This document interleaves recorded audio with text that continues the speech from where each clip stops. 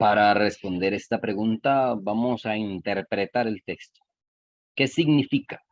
Que en el texto digan que hay 65 lenguas amerindias vivas en el territorio nacional. 65 lenguas amerindias vivas.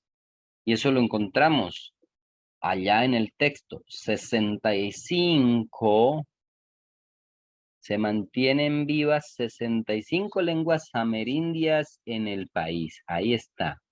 Nosotros debemos interpretar qué significa esto para poder responder esta pregunta. Pues bien,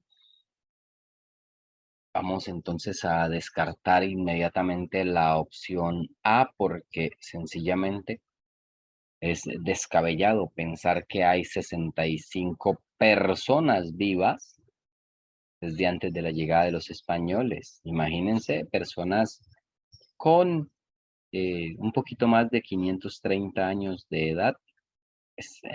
No es muy lógico. No hay personas vivas desde antes de la llegada de los españoles. ¿Cómo vamos a descartar la opción B?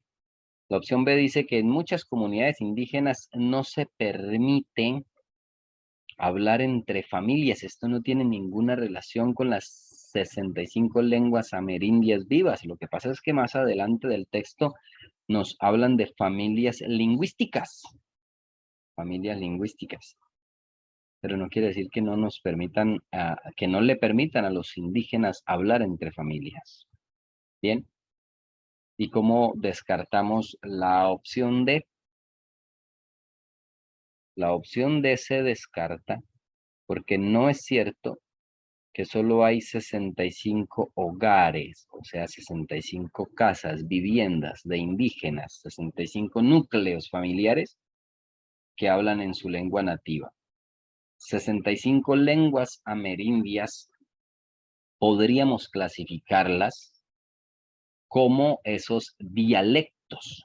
Es decir, muchachos, que en Colombia, de todos los indígenas que viven, de esos 102 pueblos indígenas que habitan en Colombia, aún hay 65 lenguas amerindias vivas, diseminadas, o sea, regadas por todo el territorio nacional, y por eso, si ustedes han tenido la oportunidad de conocer algún indígena, es posible que entre ellos los hayan escuchado hablarse de una manera extraña para nosotros. Están usando su propia lengua y afortunadamente todavía conservan esa identidad cultural con su propia lengua. Es decir, que aquí la respuesta correcta es la opción C. Lo que esto significa es que en muchas comunidades indígenas aún hablan en su lengua nativa.